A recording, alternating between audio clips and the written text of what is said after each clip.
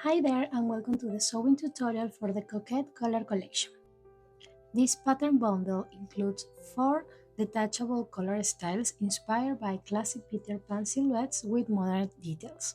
These colors are designed as removable accessories that can easily transform and elevate any garment. This pattern is suitable for adventurous beginners with some basic sewing knowledge. The written instructions and the video tutorial are designed to guide you carefully through each step, making the project easier and more approachable. So take your time, follow along at your own pace, and let's get over the materials you will need to bring these pieces to life. First, your main fabric. Light to medium weight woven fabrics are recommended for best results. For a more structured look, you may choose slightly firmer fabrics, but avoid anything too thick or bulky as it can make turning and finishing the edges a little bit more challenging.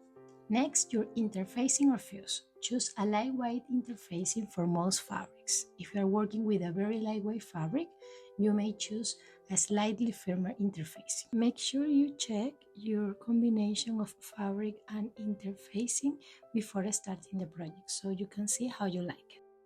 To continue your regular sewing thread, you can choose a color that matches or contrasts your fabric color. The colors are constructed with slight variations to give you the opportunity to experiment. So depending on your selected closure options, you may need a bias tape. You may use commercial bias tape for convenience or make your own. Later in the video tutorial, I will guide you step by step on how to make your own bias tape. If you decide to make your own, a bias tape maker is recommended for added speed and convenience. In addition to bias tape, you may choose to incorporate alternative closure details such as satin or gross grain ribbon, or a button and cord loop. If using this option, you will need one button, the size of your preference, and a small piece of cord or narrow bias strip. You will also explore other types of closure such as snaps, but please note that modifications to the neckline measurements might be needed. Additionally, you can add optional embellishments to the color to make them more unique and special. And finally, your sewing pattern, which you will find linked below in the description box. The file comes in letter A4 and A0 formats. This A0 format is also projector compatible.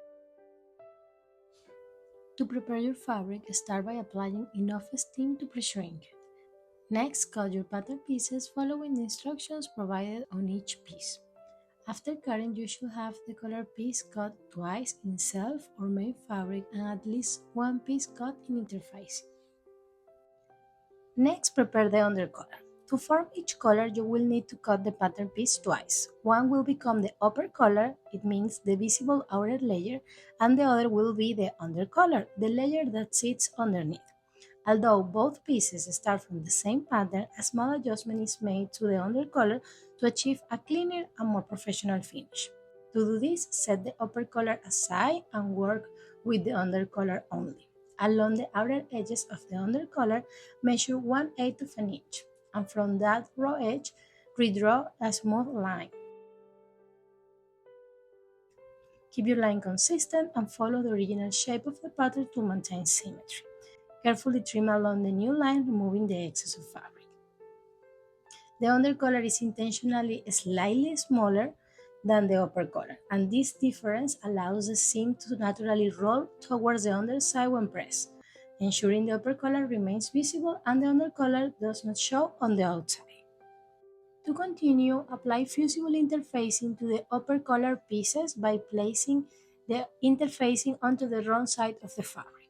If you want to get a more structured color, you can apply interfacing to both the upper and the under color. Carefully align all edges and press firmly in place without sliding the iron.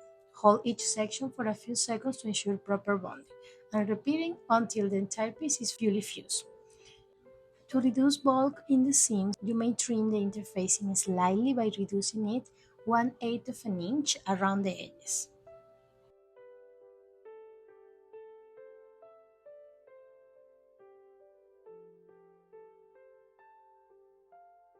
Trim any interfacing excess if needed.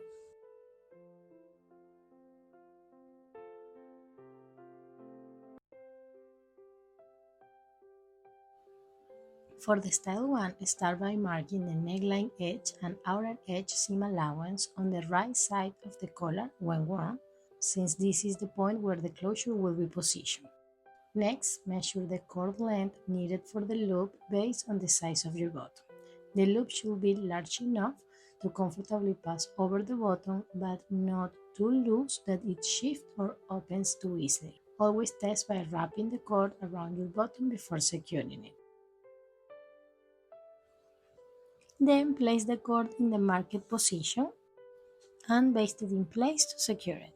Following that, with right sides facing, place the upper collar and under collar together, aligning all edges and notches. Ensure the cord loop is sandwiched between both layers at the neckline edge, with the raw ends aligning with the seam allowance. Stitch along the outer edge using 1/4 inch of seam allowance, following the wavy shape carefully and maintaining a smooth, consistent curve.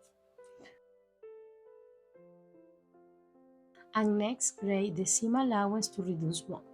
Then clip into the curved edges and at the joining point of the waves to release tension and allow the collar to lay flat when turned.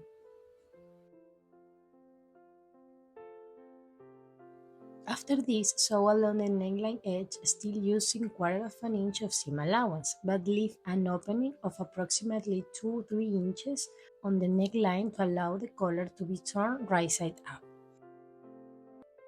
Trim corners, clip the seam allowance at the opening to release it, and grade and clip the remaining seam allowance around the neckline. Turn the collar right side out through the opening, carefully shaping all the curves. You can use a chopstick or a knitting needle to do this. Next, press the collar, making sure to roll the seam slightly towards the under collar. As you press, fold in the seam allowance at the opening so it aligns with the stitched line. Finish by top stitching around the entire neckline, closing the opening. Finally, hand stitch the bottom on the opposite end of the collar, aligning it with the cord loop so the closure sits evenly at the neckline. Optionally, to finish your collar, you can top stitch along the outer edge as well. Give the collar a final press. For best results, use a tailor cushion or pressing hand when pressing the neckline curve and back portion of the collar, because this will help preserve the natural curved shape of the neckline and prevents the collar from becoming flat or distorted during pressing.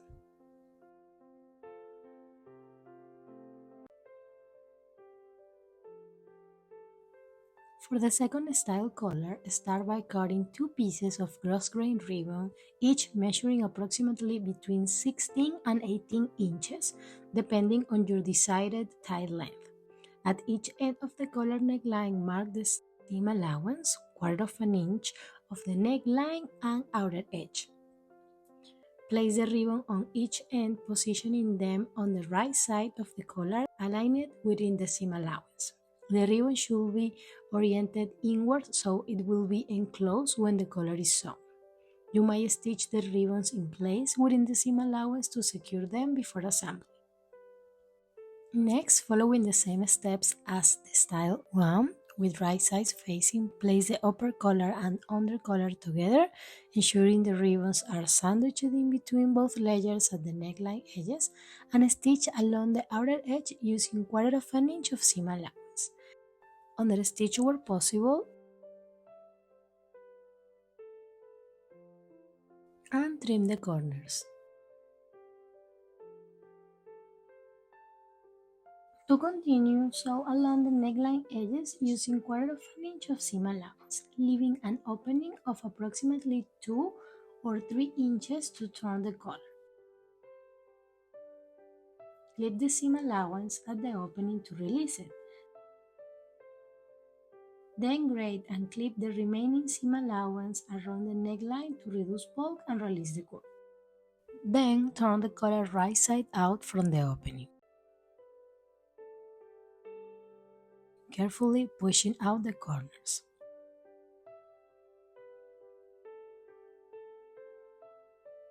Press it, rolling the seam slightly towards the under collar. Fold in the seam allowance at the opening and finishing by top stitching around the entire neckline, closing the opening and securing the shape. To prevent fraying, seal the cut ends of the ribbon.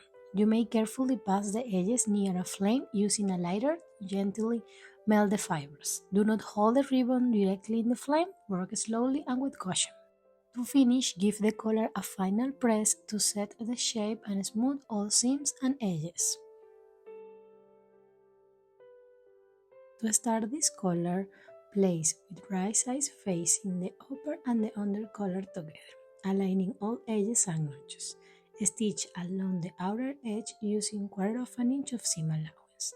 Under stitch, where possible, to help the seam to roll over the under collar. Then, braid the seam allowance and clip along the curve to release tension. Turn the collar right side out and carefully shape the edges. Press well, rolling the seam slightly towards the undercollar so it remains hidden. Optionally, you can run a basting stitch along the neckline at this stage to keep both layers together when adding the bias tape. To prepare the bias tape, cut several fabric strips 1.5 inches wide on the bias, which means at 45-degree angle to the grain line, and as long as your fabric allows. Consider that you will need around 65-70 inches of tape in total. To create a continuous length of bias tape, join the strips together with right sides facing, aligning the ends at 45-degree angle. You will notice a small fabric excess extending on both sides when the strips are placed this way. This overlap is intentional and acts as your seam allowance. Stitch from one corner to the other, following the diagonal edge. Continue joining all the pieces until you complete the full length of tape. Next, press all the seams first flat to set the stitches and then open to reduce bulk. Trim any excess of fabric from the seam allowance for a cleaner finish. To form the bias tape in a commercial style finish, use a bias tape maker for ease and consistency. With the wrong side of the fabric facing you, insert the tip of the bias strip into the tool. As you gently pull the fabric through, it will automatically fold the edges inwards. Follow this with a hot iron to press the folds in place as the tape emerges.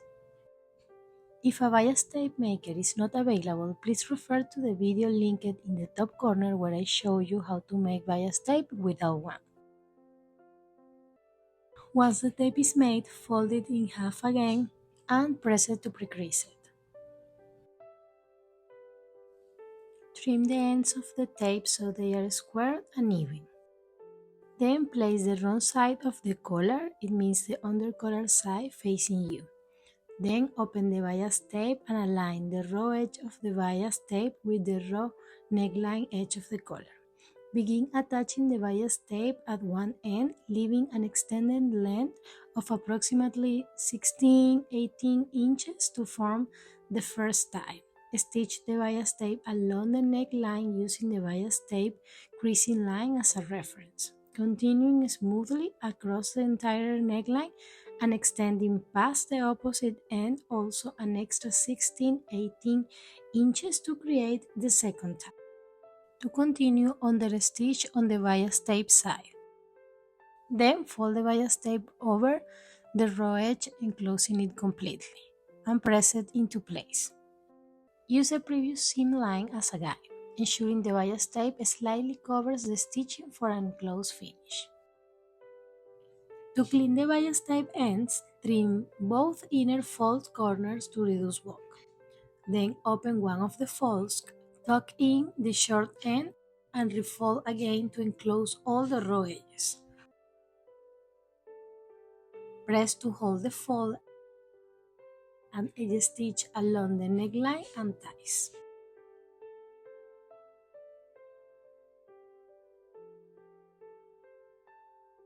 To finish, give the collar a final press to set the shape and smooth all the seams and edges. The fourth and final style follows the same construction process as style number 3.